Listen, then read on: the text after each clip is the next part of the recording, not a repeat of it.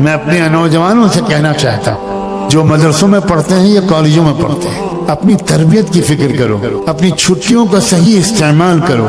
کاش کہ میں یہ کہہ سکتا کہ اپنی چھٹیوں میں جماعت میں نکل جاؤ۔ اب میں جب یہ کہوں گا تو مجھ سے پوچھیں گے لوگ کہ کون سی جماعت، شورا والی یا مرکز والی؟ انا للہ و انا الیہ۔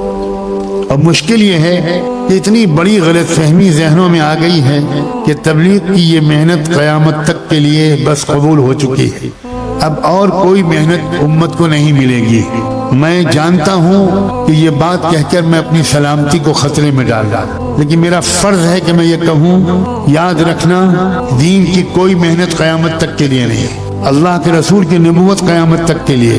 ہر صدی میں حالات بدلتے ہیں، ہر صدی کے حالات کے مطابق اللہ تعالیٰ امت کو وہی پرانی محنت تھوڑی سی تبدیلی کے ساتھ دے دیتے ہیں۔ فارسی میں کہتے ہیں شراب کہنا در جام نو، یہ شراب تو پرانی ہونی چاہیے لیکن جام نیا ہونا چاہیے۔ ہم یہ چاہتے ہیں کہ نہ، امت نے کچھ لوگ یہ چاہتے ہیں کہ شراب بھی نئی ہو، جام بھی نیا ہو۔ زیادہ تر کالج یونیورسٹی کے پڑھے ہوئے لوگ جن کو لوگ دانشور کہتے ہیں، میں چونکہ کم پڑھا لکھا ہوں تو میں ان کو دانشور کہتا ہوں، میں ان کو انٹلیکچوئل کے بجائے انٹلکچول کہتا ہوں کیونکہ میری انگریزی بہت کمزور ہے۔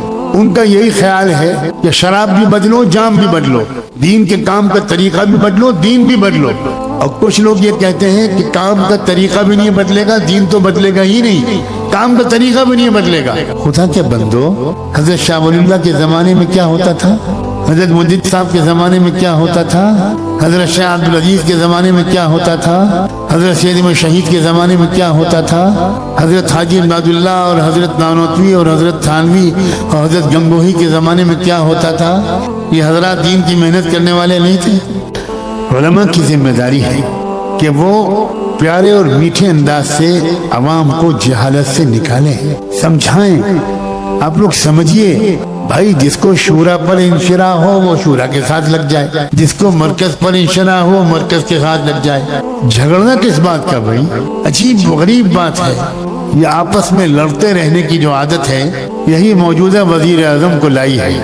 گجرات سے بڑی زحمت کر کے وہ تشریف لائے دلی، اور اللہ میاں نے ہماری اصلاح کے لیے ان کو تنخواہ پر رکھا ہے نوکر، اور جب تک ہم نہیں سدھریں گے ان سے چھٹکارا نہیں ملے گا۔ اب جتنی پٹائی اب تک کر چکے، 2024 کے بعد زیادہ کرنے کا ارادہ ہے۔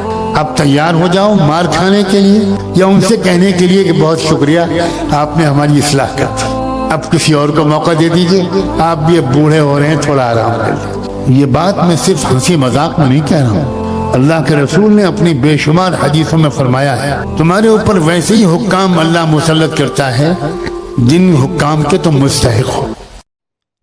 ویڈیو زیادہ سے زیادہ شیئر کریں، جزاک اللہ خیر۔